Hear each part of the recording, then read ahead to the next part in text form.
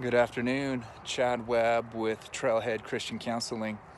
I want to talk to you guys a little bit today about control.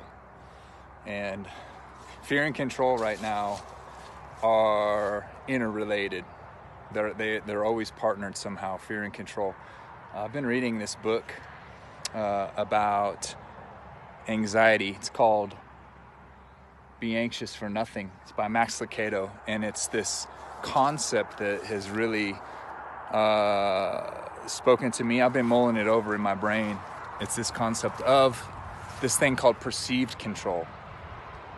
Perceived control is actually an idea that you have control over the things that you really don't have any control over at all.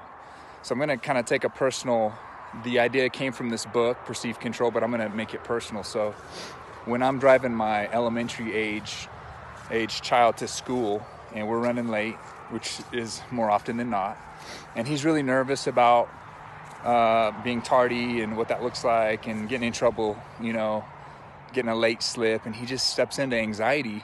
I have found in order to bring him a little bit of peace as we're driving on the way to school, I give him control over some of the choices, or I give him perceived control over some of the choices that I'm making. He's looking at the green lights that are about to turn yellow, and he's looking at the red lights, and I'm like, should I stay right and blaze through this, or you want me to hang left? What do you think, son? And he'll say, well, I think, and he'll give me his opinion, and I see him step into more of a peaceful state, really.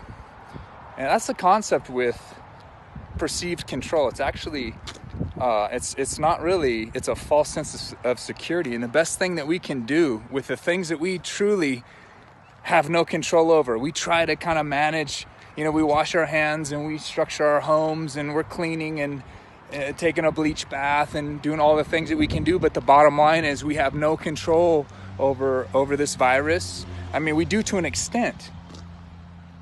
But the best thing that we can do with the things that we truly have no control over is to just relinquish control.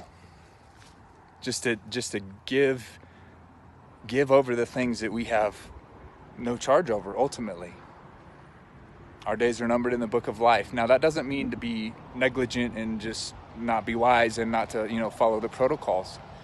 But it does mean to just say, Lord, there are certain things about this whole virus and this whole epidemic that I don't have any control over. And Jesus, I just take your yoke. It's easy and it's light, and I just release it unto you, God.